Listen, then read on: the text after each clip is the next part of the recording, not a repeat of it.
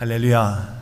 하나님의 은혜와 사랑하심이 날마다 여러분의 가정과 삶 가운데 충만히 있기를 주님으로 축복합니다. 과거에 그 추운 겨울을 맞이할 때는 가난한 사람들에게는 추위가 고통이고 죽음과 같은 그런 시간들이 있었던 것으로 기억합니다. 그러나 요즘은 정말 경제적으로 어려운 사람들은 이 무더운 날씨 가운데서도 오직 부채 하나로 버티시는 많은 어려운 이웃들을 돌아보면 그들 또한 우리가 안타깝게 섬기고 돌봐야 될 그런 귀한 분이라는 것 잊지 마시고, 우리가 형편이 괜찮으니까 라고 하지 마시고 주변의 어려운 이웃들을 돌아보며 그들의 어려움을 함께 나눌 수 있는 우리 신앙 공동체가 됐으면 참 좋겠습니다. 여름이 되어지면 많은 사람들이 이제 각 휴가지를 떠납니다. 아마 모든 사람들이 이번 주 지난주가 가장 큰 피크가 아닐까 생각해 봅니다. 그런데 공교롭게도 교회는 참 여름이 되어지면 큰 행사들이 준비되어져 있습니다. 누구는 여행을 떠나고 또 멀리 즐거운 시간을 가질 때, 또 누구는 이 뜨거운 태양볕 밑에서 그 휴가의 기간 동안에 영아부, 아동부, 청소년부, 또 우리가 잘 알고 있는 것처럼 단기 선교 등등 여름 행사로 인하여 수고하는 많은 분들 또한 있습니다. 그들의 수고, 그들의 헌신에 대하여 다시 한번 돌아보면서 비록 우리가 그들과 함께 하지 않지만 그들을 위하여 기도해 주시고요, 또 그들을 위하여 함께 수고에 동참을 갖는, 관심 갖는 우리 율전의 신앙 공동체가 되기를 부탁드립니다. 교사로서도 저 역시도 봉사를 하다 보니까 그 어린 시절에 좋은 추억들이 있습니다. 그것이 바로 여름 학예 캠프가 아닐까 생각해 봐요. 부모가 대신해 줄 수 없는 그곳에 아이들이 정말 낯선 아이들과 어울리면서 공동체로서의 어떤 그런 교제 나눔이 어찌 보면 그 아이들에게 성장하는 데는 좋은 추억이 되기 때문에, 또 이 좋은 아름다운 추억과 그들의 신앙을 지켜주기 위해서 수고하는 많은 헌신된 교사가 있다는 것, 자신의 휴가를 포기하고 그곳에 수고하는 많은 교사들의 수고가 있다는 것 잊지 마시고 그들을 위하여 언제나 관심과 기도해 줬으면 참 좋겠습니다. 이러한 그 모든 것들이 어찌 보면 이벤트적인 행사가 아니라 진정성을 갖고 저는 여름 행사가 계속 이어지기를 저는 소망합니다. 그래서 먼 훗날 10년이 지나고 20년이 지나서 그 어린아이들이 교회 안에서, 신앙 안에서 다양한 이 캠프를 통해서 더 건강한 모습으로 회복되어지기를 저는 소망합니다. 특별히 이번 3주 동안의 영어 캠프를 하면서 제가 계속 지켜보고 있고요, 또 관심 갖고 있는데 너무 감사한 것 중에 몇 가지는 다 그랬으면 참 좋겠지만 그렇다고 해서 다 그럴 거라고 전 믿습니다. 아이들이 정말로 영어를 사용하는 데 있어서 조금씩은 자신감을 갖고 있는 그 모습을 보면서 그 또한 얼마나 작은 보람인지 모릅니다. 그렇듯 여름에 일어나는 이 다양한 수고와 헌신이 그들에게는 좋은 추억이 될 수 있도록, 좋은 동기부여 될 수 있도록 여러분들이 계속 관심 갖는 여러분 됐으면 참 좋겠습니다. 자, 요한복음 13장의 말씀의 시작은 유월절 시작하기 전에 예수님께서 자신의 죽음을 눈앞에 두고 제자들에게 하나님의 뜻을 이루어진과 동시에 살아나는 제자들을 떠나야 한다는 그런 시간이 가까이 오자 제자들의 발을 씻기는 내용이 오늘 13장의 내용이기도 합니다. 예수님이 2000년 전에 하나님의 뜻에 따라서 이 세상에 왔습니다. 그리고 마침내 그 사역을 눈앞에 두고 있습니다. 하나님의 뜻의 마지막 피니시를 하는 순간이 다가오고 있습니다. 그게 바로 십자가의 죽음의 사건이겠죠. 이 사명을 감당하기 전 마지막 그 한 주간의 제자들과 마지막 식사를 하는 가운데서 제자들의 발을 씻기는 내용, 그걸 세족식이라고 이야기합니다. 세족식의 이야기가 오늘 본문 내용이기도 합니다. 자, 그렇다면 한 번쯤 생각해 보시기 바랍니다. 자신의 죽음을 앞두고 이제 세상의 모든 사역을 마치고 이제 하나님의 품으로 다시 돌아가야 될 예수님, 왜 그 많은 사역 가운데 예수님의 제자들의 발을 씻기셨을까? 예수님께서 이 땅에 오셔서 과연 무엇을 제자들에게 알려주고 싶어서 마지막 발을 씻기면서 섬김의 모습을 보이고 있을까? 저는 이 본문의 1절에 이렇게 이야기를 하고 있습니다. 유월절 전에 예수께서 자기가 세상을 떠나 아버지께로 돌아가실 때가 이른 줄 아시고 세상에 있는 자기 사랑하는 자들을 사랑하시되 끝까지 사랑하셨다라고 기록하고 있어요. 그렇다면 여러분, 예수님께서 제자들의 발을 씻기신 가장 중요한 배경은 뭐예요? 제자들을 끝까지 사랑하셨다는 것 때문이었어요. 어찌 보면 남들처럼 다 휴가 가는 그때에 아동부, 청소년부 수련회 수고하여 스텝으로 수고하시는 선생님들, 거기에 따라서 무슨 대가를 바라고 있을까요? 살해를 받는 것도 아닐 것입니다. 오히려 자신들이 회비를 내고 그 자신이 쉴 수 있는 시간을 포기한 채 그곳에 수고하는 많은 분들, 무엇 때문일까요? 아마 예수님께서 제자들을 세족을 통해서 사랑하신 것처럼 살아가는 그 어린 영혼들을 사랑하시기 때문에, 사랑하는 마음이 있기 때문에 그런 수고와 헌신이 있지는 않을까 하는 생각을 하게 됩니다. 또 하나 있습니다. 세족식을 통해서 중요한 사실을 알게 되어져요. 오늘 우리가 함께 읽지는 않았지만 8절의 말씀을 보면 이런 사실을 말하고 있는데, 한번 8절을 한번 읽어보시길 바랍니다. 시작. 베드로가 이르되 내 발을 절대로 씻지 못하시리이다. 예수께서 대답하시되 내가 너를 씻어주지 아니하면 내가 나와 상관이 없느니라. 이 내용이 어떤 내용인지 아시겠습니까? 예수님이 제자들의 발을 씻기실 때 베드로가 이야기하는 거예요. 어찌 스승이 제자의 발을 씻길 수 있습니까? 이거는 윤리적으로, 도덕적으로, 그리고 오랜 전통으로도 어긋난 것입니다.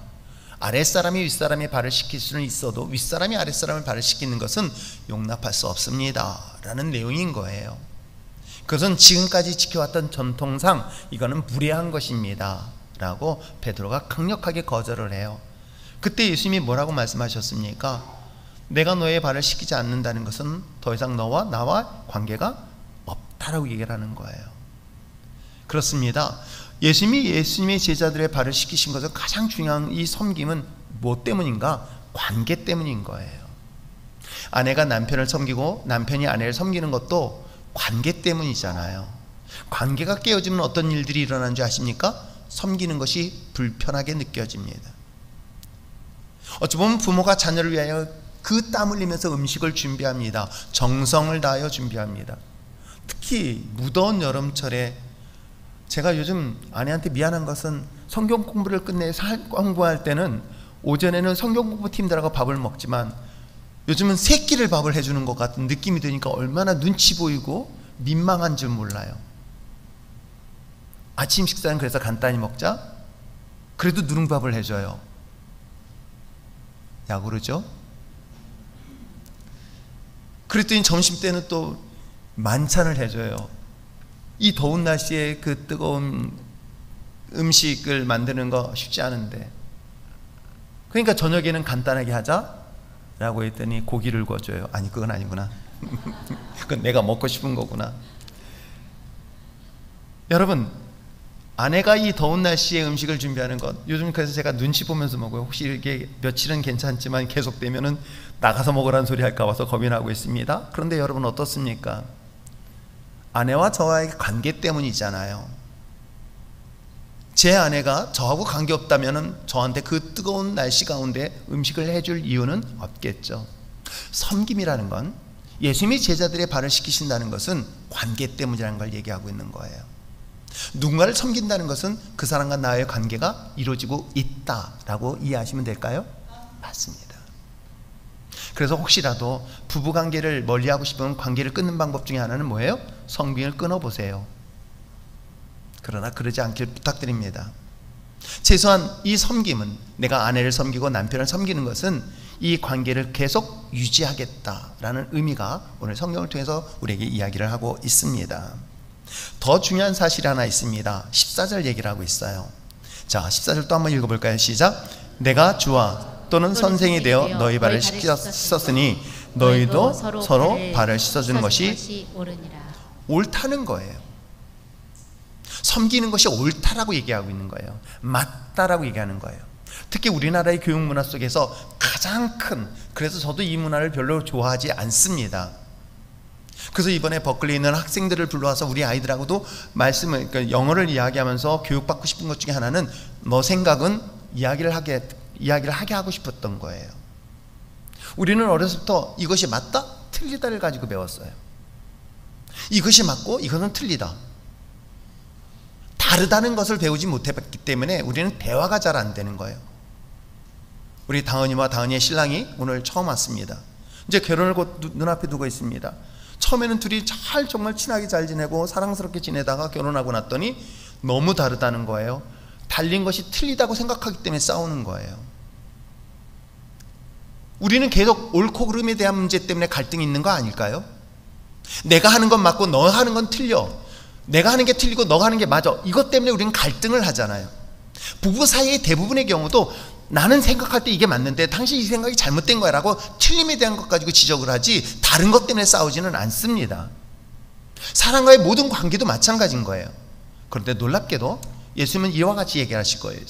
다르다는 걸 말하는 게 아니라 이것은 옳다라고 얘기하는 거 있는 게 있어요. 뭐예요? 섬기는 것은. 그래서 섬기는 것은 끝까지 사랑하는 것이다. 섬기는 것은 마침내 너와 나와 관계가 있기 때문이다. 그리고 이것은 옳다. 이것이 오늘 우리가 남편을 섬기고 아내를 섬기고 자녀를 섬기는 가장 중요한 이유가 오늘 예수님의 세족식을 통해서 교훈하고 있다는 것 잊지 마시고, 특별히 우리 여름 휴가 기간 동안에 다들 수고하셨습니다. 땀 흘리셨습니다. 쉬는 시간에 그냥 쉬는 것으로만 끝나는 것이 아니라 섬김의 의미를 좀 더 깊이 생각해보는 그런 휴가가 됐으면 참 좋겠어요. 물론 섬기는 방법은 다양합니다. 그러나 그 다양한 방법으로 섬기는 것을 이번 여름 휴가 기간 동안에 생각해 보는 것은 어떨까요? 남편은 아내를, 아내는 남편을, 또 부모는 자녀를, 자녀는 부모를 이와 같이 역할을 바꿔가면서 섬겨보는 것도 이번 여름 휴가에 좀 더 의미 있는 시간을 보내는 것이 아닐까 생각을 하게 됩니다. 사랑이라는 것은 말이 아닙니다. 사랑은 삶으로 살아내는 것입니다. 그렇기 때문에 예수님께서 사랑하는 것에 대하여 말로만이 아니라 전통, 문화, 익숙했었던 그들이 갖고 있었던 모든 사고의 형식들을 깨트린 사건이 제자들의 발을 씻긴 사건이기도 합니다. 그 사랑하기 때문에 그동안 전통처럼 믿고 있었던 이것들을 깰 수 있었던 것 또한 사랑의 실천의 방법 중에 하나가 오늘 예수님의 섬김의 모습이었던 것이죠.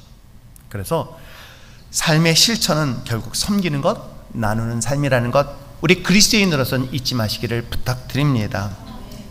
근데 여기서 원리는 이런 거예요. 우리가 예수를 믿었잖아요. 믿는 사람들은 예수님이 우리의 발을 씻겨서 우리는 섬김을 받았습니다. 그래서 섬김 받은 우리들은 뭐예요? 이젠 섬김을 받았으니까 내가 남편한테 섬김 안 받아도 돼. 왜? 난 예수님을 통해서 섬김 받았잖아요. 내가 아내한테 섬김 안 받아도 돼. 내가 이웃한테 섬김 안 받아도 돼. 왜? 난 예수님이 나를 섬겨주셨잖아요. 섬김을 받았잖아요. 받은 우리들이 이제는 사랑하는 남편을 섬기고 사랑하는 아내를 섬기고 또 사랑하는 이웃을 섬기고 심지어는 원수까지도 섬길 수 있는 우리 율전의 신앙 공동체가 되시기를 부탁드립니다.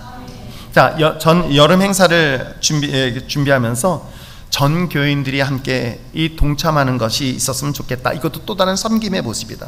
교사로서, 봉사자로서, 또는 중보기도자로서 등등의 것들에 대한 관심을 통해서라도 이번 여름 행사를 여러분들이 좀 더 관심 갖는 여러분 됐으면 참 좋겠습니다. 이것을 통해서 여러분의 가정을 세우고 교회를 세우며 더 나아가서 그 마지막 계시록에 이야기하는 빌라델피아 교회처럼 하나님 앞에 인정받고 칭찬받는, 그래서 영광의 면류관을 끝까지 지켜낼 수 있는 그런 교회 공동체가 되시기를 주님으로 축복합니다.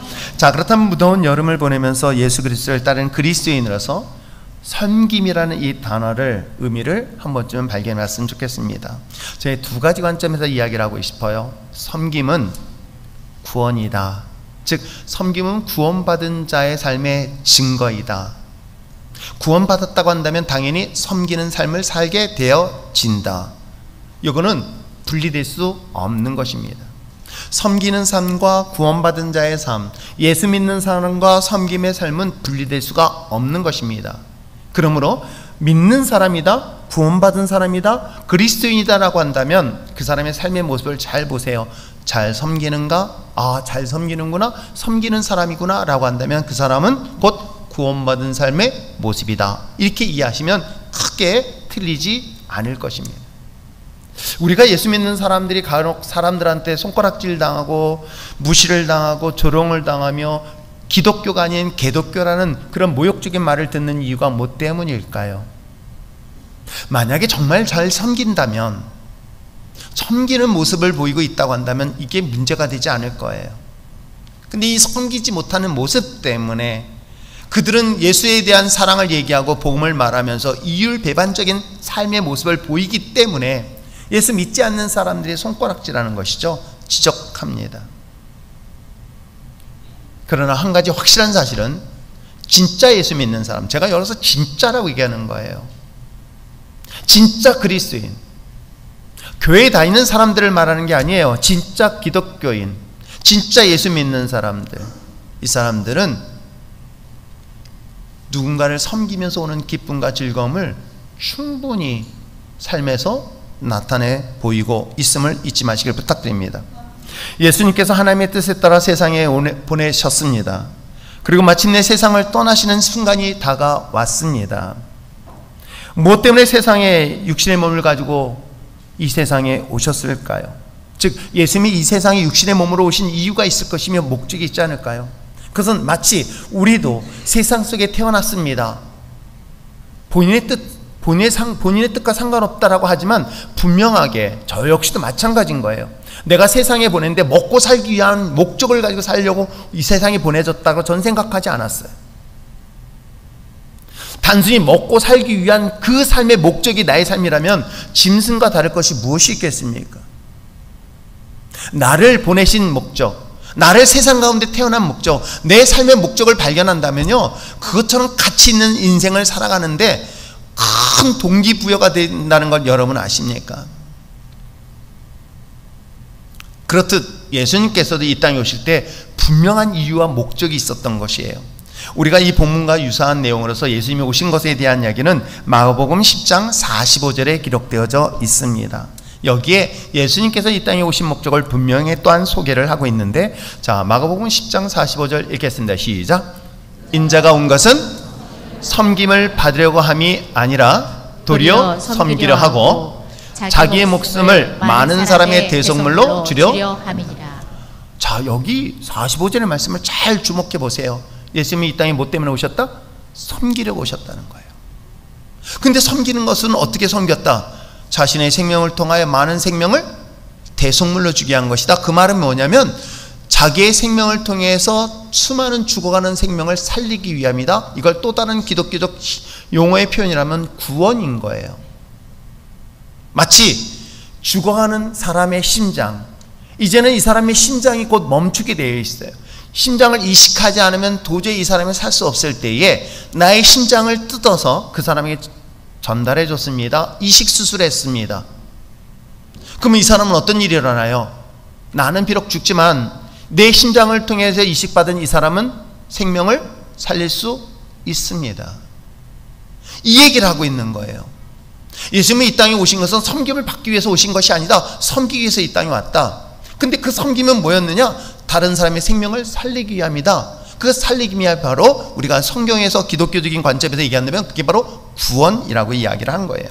그러므로 섬김, 구원, 이건 분리될 수가 없는 거예요. 이게 분리되어 있다? 자, 구원 받았다고 하는데 섬기지 않는다? 이거는 아닌 거예요. 잘못된 거예요. 아니, 어찌 보면 구원과 관계없을 수 있습니다. 구원을 받은 믿음의 자녀들은, 여러분 보세요. 여러분들에게 곧 점심 식사할 때 여러분 식탁에 샤인머스켓을 드릴 때가 점점 다가오고 있어요. 개공박두 기대하세요. 옥상에서 아주 무럭무럭 잘 자라고 있어요. 근데 여러분 어떻습니까? 저도 막 그 안을 뜯어보고 싶어요. 근데 너무 감사한 건 삐져나온 게 있어요. 봉투가, 그 큰 봉투에서 삐져나왔는데 알맹이가 얼마나 실한지 몰라요. 역시 내가 안 쓰기도 한 것이 효력이 있구나. 여러분 어떻습니까? 포도나무의 그 열매를 통해서 이 포도나무가 건강하다, 건강하지 않다 알 수 있을까요? 있습니다. 포도나무가 병들었다면 그것의 열매를 기대할 수 있을까요? 기대할 수 없을 것입니다. 구원받은 믿음의 자녀들의 삶의 열매, 모습은 어떤 것이냐? 섬김이다. 그래서 예수님께서 이 땅에 오셔서 너희들을 구원하기 위해서 이 땅에 왔는데 그것이 곧 섬김이다라고 정의를 분명하게 내리고 있는 것입니다. 그러므로 섬김과 구원은 분리될 수 없는 가장 중요한 관계성을 유지하고 있다. 그런데 섬김의 핵심 가치는 그 섬김의 대상에 최선의 유익을 주는 거예요. 그 얘기는 뭐냐면 내가 섬기는데 나에게 유익을 주는 것은 섬김이 아니에요. 그건 이용인 거예요. 예를 들어서 내가 누군가를 섬겨요. 그러면서 그걸 통해서 나에게 뭔가 유익을 얻었습니까? 내가 진급을 한다든가 아니면 내가 목표로 하는 것들을 얻는다든가, 이건 섬김이라고 이야기하지는 않죠. 그것이 잘못하면 범법자가 되어서 감옥에 갈 수 있습니다. 내가 이번 수주를 얻기 위해서, 즉 중요한 계약을 얻기 위해서 상대방을 섬기겠다고 해서 내가 리베이트로 얼마를 줬다, 이건 섬김이 아니에요.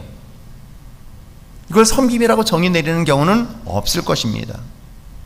그렇기 때문에 섬김이라는 것은 자기의 유익을 얻는 것이 아니라 상대방에게 최고의 최선의 유익을 얻게 하는 것이 바로 섬김이 갖고 있는 중요한 핵심 가치이기도 합니다.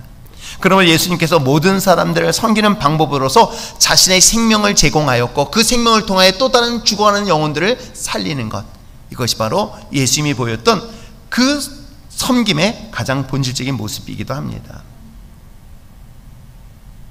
그런데 문제는 뭐냐면, 우리가 누군가의 생명을 얻는다면 섬김은 대단한 것처럼 생각해. 뭔가를 큰 것을 해야지만이 섬기는 것으로 시작을 하고 있습니다. 그러나 여러분, 놀랍게도 예수님의 섬김은 십자가의 죽음만 생각하지는 마세요. 어찌 보면 작은 섬김으로부터 출발할 수 있음을 오늘 예수님의 세족식을 통해서 소개를 하고 있습니다. 작은 것부터 가능한 보여준 사례가 바로 제자들의 발을 씻겼던 사건이기도 합니다. 꼭 큰 것만이 우리가 섬기는 것라고 생각하지 마시기 바랍니다. 작은 것 하나일지라도. 제가 여러분들에게 달고나를 전해주는 것도 물론 여러분을 꼬시기 위함도 있을 수 있습니다. 그러나 제가 여러분들에게 섬길 수 있는 게 뭘까 정말 많이 생각해 봐요. 물론 목사이니까 저는 말씀을 통해서, 최고의 말씀을 통해서 여러분을 섬기는 것, 그럴 기도를 통해서 여러분을 섬기는 것, 저는 양육을 통해서 해야 되는 것은 목사로서는 당연히 해야 되는 것이다. 그럼에도 불구하고 작은 캔디 하나라도 나누는 것은 어떨까라고 하는 것이 그런 작은 섬김의 출발일 수 있는 것이겠죠. 왜냐하면 물론 우리 젊은 세대들은 달고나에 대한 추억이 없지만 저희 세대 때는 아직도 기억이 나거든요. 우리 어머니한테 요거도 먹었던 거. 스탱으로 만든 하얀 국자에 설탕 넣고 달고나 만들었다가 그 스탱 국자 어떻게 됐는지 아시겠죠? 안 해본 거 모르죠? 저는 그거 했다가 우리 어머니한테 되게 혼났어요. 그 비싼 국자를 어떻게 그렇게 했냐고 했던 기억이 나요. 그 달고나가 그렇게 맛있던 추억이 있었기 때문에 전 추억을 드리겠다는 마음으로 전달을 하는 것입니다. 그렇습니다. 섬김은 우리가 생각하는 것처럼 큰 것부터 출발하지는 않아요. 작은 것부터 출발할 수 있습니다. 제 사랑하는 아내에게, 사랑하는 남편에게 여러분 크게 다이아몬드를 원하는 게 아니더라고요. 가끔 원하기도 합니다. 그래서 가끔은 이제 여보 내가 명품백 사줄게. 그래도 다행히 가산소리 안 해가지고 말로만 합니다. 그러나 여러분 큰 것을 해줬다고 해서 그게 선물일까요? 전 그렇게 생각하지 않습니다. 여보 사랑해 라는 작은 표현 하나도 저는 충분하다고 생각할 때가 많이 있어요. 여보 힘들었지? 수고했어 오늘 하루 가정을 위해서 일하느라고. 이런 아내의 따뜻한 말 한마디가 여러분 그것이 여러분 작은 섬김의 출발이라는 것, 왜 우리는 그걸 소중히 여기지 못하고 있을까요? 때에 따라서는 섬기는 것에 대해서 자존심 또는 인색함의 경우를 종종 보게 되어져요. 저는 섬기는 것이 자존심이 상하거나 아니면 이것이 인색하다는 것은 딱 두 가지다. 교만하거나 아니면 열등식 때문이다. 교만하거나 열등식 때문이다. 그래서 섬기는 걸 못해요. 그건 자신의 신분을 발견하지 못해서 그래요. 한번 봅시다. 자신이 종이다, 하인이다 라고 생각하는 사람과 나는 주인이야, 나는 왕이야 라고 생각하는 자기의 아이덴티티를 알고 있는 사람들의 모습은 이렇게 달라져요. 자신의 아이덴티티를 종으로 생각했어요. 하인으로 생각했습니다. 그래서 섬기는 것이 자기에게 뭐가 되는 거예요? 일이 되는 거예요. 그래서 자존심이 상하는 거예요. 아세요? 여러분 너무 재밌는 표현인 거예요. 나는 아니라고 표현을 하지만 놀랍게도 내가 누군가를 섬기면 그것 때문에 상처를 받거나 누군가를 섬겼는데 따라서 그에 따라서 내게 돌아오는 것이 기쁨이 안 돌아온다? 오히려 그것 때문에 자존심 상한다? 무시를 당한다? 이렇게 생각되어진다면요 자신은 어떤 존재다? 나는 종이구나 라고 생각하고 있는 거예요. 우리가 드라마나 영화를 보면 알지 않습니까? 하인이 주인에게 열심히 섬깁니다. 그랬더니 칭찬해 주나요? 구박을 해요. 그랬더니 하인은 상처를 받아요? 더 열심히 일을 하더라고요. 그렇잖아요. 그 상처받으면서 일을 하잖아요. 근데 오늘 우리가 그런 마음을 갖고 있다는 거예요. 내가 누군가를 섬겼는데 그걸 알아주지 않은 거는 지내나요? 오는 상처들. 그건 내가 누구라 생각하는 거예요. 나는 말은 왕이고 나는 주인이고 나는 자유자야 라고 말을 하지만 자신은 자신의 내면 속에는 뭐가 있다는 거예요? 하인과 같은 자신의 아이덴티티가 있다는 거예요. 근데 주인은 어떤지 아십니까?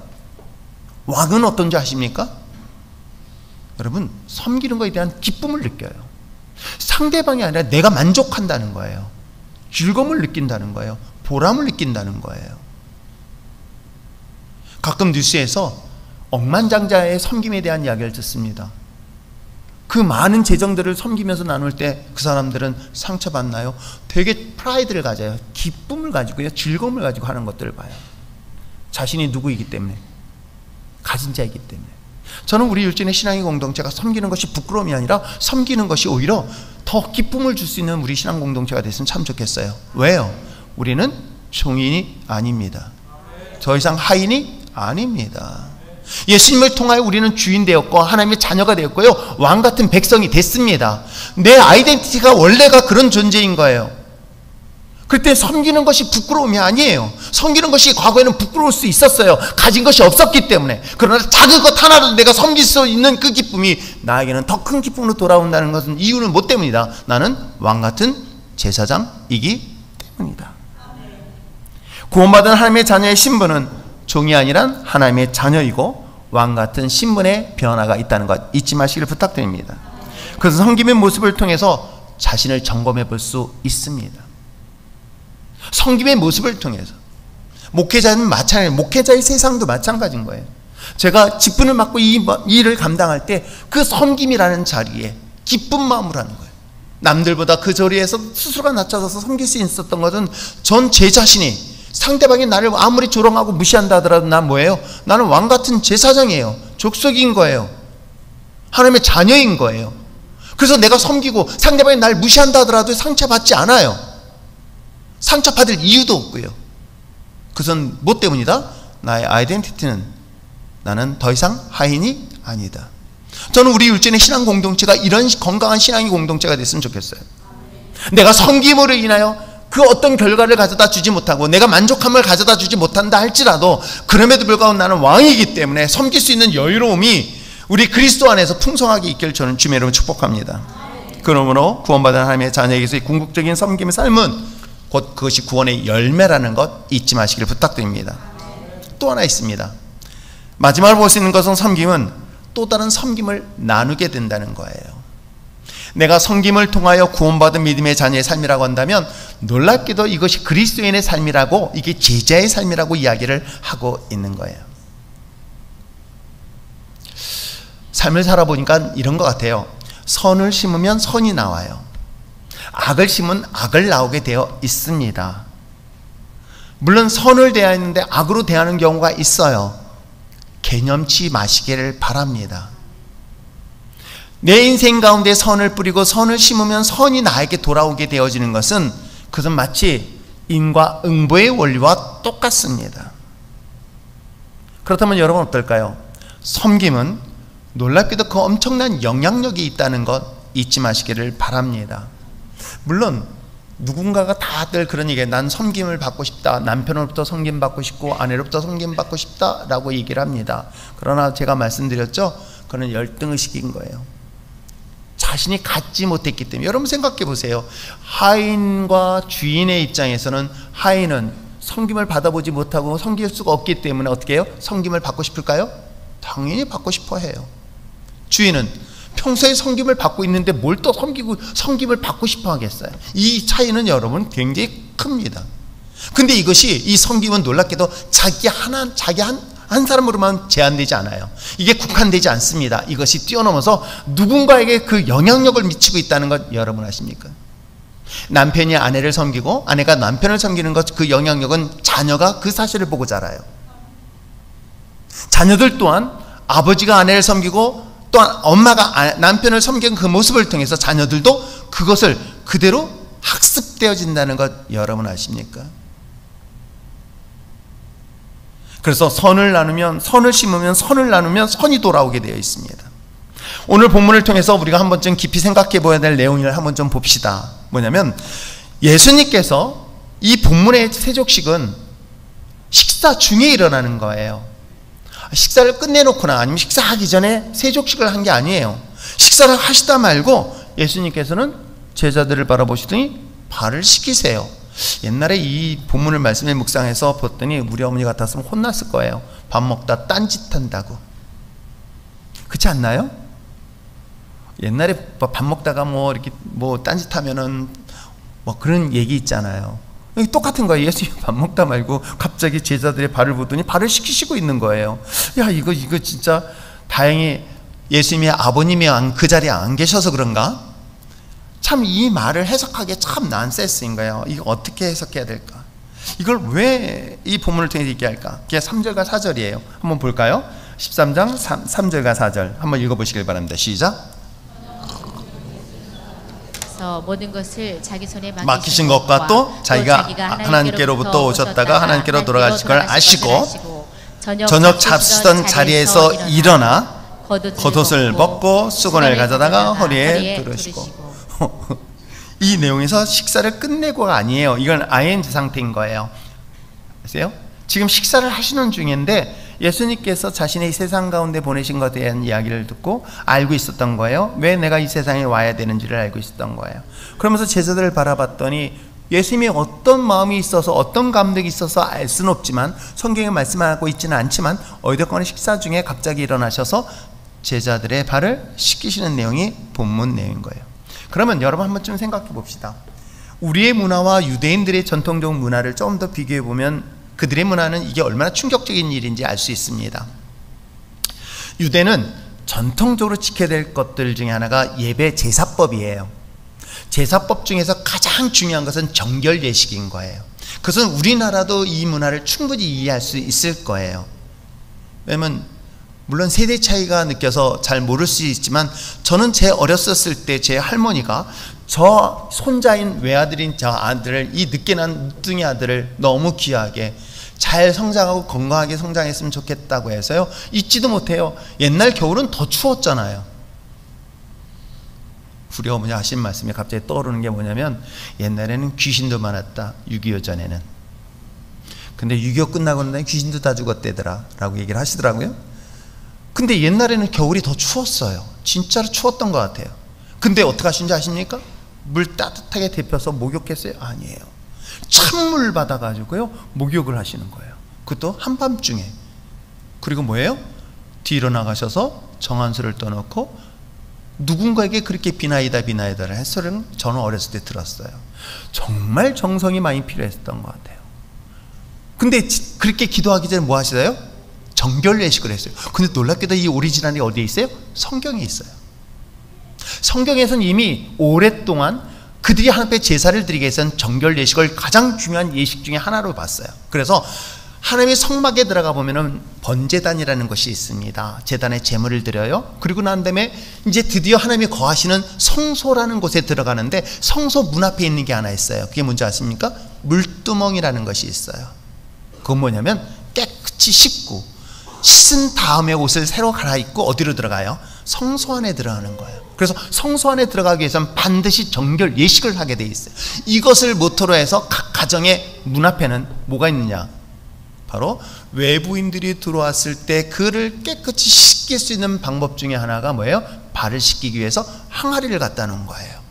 그 항아리에 맑은 깨끗한 물을 준비해서 집에 방문하는 귀한 손님이 있다고 한다면 그 집 하인이 그 맞이한 손님의 발을 씻겨주고 집으로 안내를 하는 거예요. 여러분 가나의 혼인잔치에서 이 항아리에 물을 떠온 사건 알죠? 바로 그 물이에요. 이건 정결 예식을 위하여 준비한 물이었던 거예요. 그런데 그들은 전통적으로 자신의 집으로 방문한 이 사람들의 발을 먼저 씻겨야 되는 것이 마땅한 것인데 하인이 중요한 귀한 손님의 발을 씻겼던 것이 유대의 전통적 문화였던 거예요. 근데 너무 재밌지 않습니까? 놀랍게도 지금 밖에서 야외에서 식사를 했습니까? 아니에요. 실내에서 식사를 하는 중이에요. 식사를 하는 중에 예수님께서 제자들이 발을 씻기셨다? 그럼 한 번쯤은 생각해 보세요. 이들은 발을 씻고 들어왔을까요? 안 씻고 들어왔을까요? 라고 생각해 본 거예요. 물론 성경이 없으니까 내가 그렇게 생각한다는 거고 제가 그렇게 생각한다는 것입니다. 예수님은 제자들은 아무도 관심을 갖고 있지 않았던 거예요. 어느 누구도 정결 예식에 대한 관심을 갖고 있지 않았을 때 예수님은 눈앞에 제자들의 발을 보았던 거예요. 그리고 마침내 그들의 발을 씻기셨던 거예요. 아무도 제자들은 누구도 관심을 갖지 않으려고 했는데 그들의 더러운 발을 깨끗이 씻는 예수님의 모습들. 저는 이 모습을 보면서 이런 생각해 봤습니다. 물론 교회를 처음 방문한 분들이 많은 분들한테 그런 요청을 해요. 아는 척 하지 말아달라고, 소개시키지 말아달라고. 저도 처음엔 그 말을 열심히 잘 따라줬습니다. 그랬더니 당분간 아는 척 하지 말아달라는 것이 한 달 지나고 2달 지났더니 이분이 어느 날 안 보여요. 그래서 우연히 만났습니다. 근데 나중에 얘기 들어봤더니 교회가 자기에게 관심이 없다는 거예요. 그러면서 사랑이 없대요. 당신이 먼저 관심 갖지 말라고 불편하다고 얘기할 때는 언제고? 라는 소리를 들어요. 그래서 제가 그때 확신했어요. 오시면 무조건 관심 갖자. 아멘 안 하네. 새로 오신 분들에 대한 관심은 저는 바로 주님이 우리에게 보여준 관심인 거예요. 왜냐하면 요즘은 관심으로부터 무관심한 것이 편하게 살고 있는 시대에 살고 있어요. 누군가 나에게 관심을 갖는 것이 불편하다고 생각하고 있습니다. 근데 솔직하게 얘기해 볼까요? 여러분, 다른 사람부터 소외감을 당해 보십시오. 다른 사람부터 무관심의 대상이 되어 보십시오. 그것이 최근에 일어난 사건들 아닐까요? 최근에 일어난 사건들인 거예요. 아무도 관심 갖지 않았다는 거예요. 그가 고통스러운지, 그가 괴로운지, 무관심 속에, 어쩌면 군중 속에 그는 무관심의 한 사람으로 전락되어지고 있다는 거예요. 그래서 저는 그리스도인이라고 한다면 섬김의 가장 기본적인 자세는 뭐다? 우리가 관심으로부터 출발해야 된다. 예수님이 아무도 관심 갖지 않았던 제자들 사이 속에 그들의 더러운 발을 보셨고요, 그 발을 씻기셨던 것이에요. 그렇기 때문에 저는 교회는 끊임없이 우리가 서로에 대한 관심을 갖는 것이 저는 섬김의 가장 첫 출발이다, 저는 믿어요. 제가 미국을 아이들과 함께 동행할 때 주일날 되어지면 전 미국 식당을 되게 기다리고 있어요. 왜 그런지 아십니까? 일주일 내내 햄버거만 먹어보십시오. 저도 처음에는 너무 좋았습니다. 그런데 일주일째 먹으면요, 사공장로님이 왜 햄버거 싫어하는지 저도 동감을 해요. 그래서 애들한테 성경 공부 안 해줬잖아요. 숙제를 안 했잖아요. 그러면 너희들 벌칙으로 오늘 햄버거야. 그러면 애들이 성경 다 읽어요. 그러다가 주일날 가면 어떡하는 줄 아십니까? 지금도 잊지 못해요. 가면은 밥을 줘요. 비록 국, 김치, 밥 요거밖에 안 주지만 얼마나 맛있게 그걸 막 맛있게 먹는 줄 몰라요. 근데 이번에 갔을 때는 음식을 아주 많이 준비해가지고 처음엔 김밥만 준비한다는데 우리들이 온다고 하니까 막 반찬 여러 가지 준비해서 이거 먹을 때 얼마나 큰 기쁨이 있는지. 그 이유는 뭘까? 저는 이 섬김은 관심으로부터 출발하지 않을까 하는 생각을 합니다. 예수님께서 식사 중에서 제자들의 그 발을 씻겼던 가장 중요한 것은 바로 이 관심이었는데, 그 내용을 14절에 이야기했죠. 제가 말씀드렸죠. 14절에 아까 얘기한 것처럼 뭐라 그랬어요? 그것이 옳은 것이기 때문이라고 이야기했어요. 그것은 예수님의 가르침이기도 합니다. 그런데 15절에 이야기를 하고 있어요. 14절로만 끝난 게 아니에요. 15절 얘기하고 있어요. 자, 15절 한번 읽어볼까요? 시작. 너희도 행하게 하려 하여 본을 보였노라. 그렇습니다. 본이 되기 위한 것이다.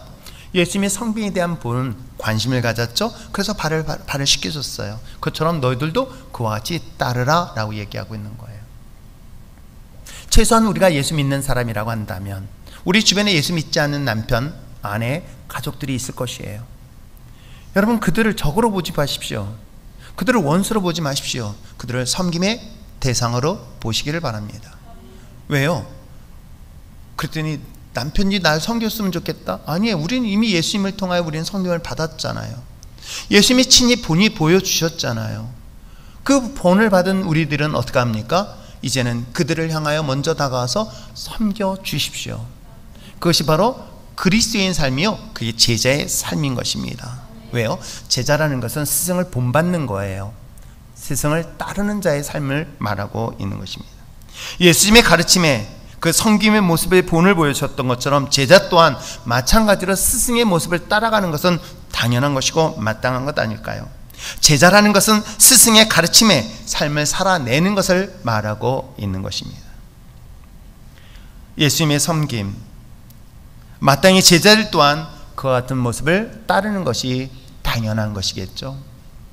저 역시도 어떻게 하면 여러분들에게 더 좋은 방법으로 더 귀한 것을 섬길 수 있을까라고 하듯이 여러분도 그리스도의 은혜와 사랑을 받은 저와 여러분이 이와 같이 섬기고 먼저 섬길 수 있는 여러분 됐으면 참 좋겠습니다.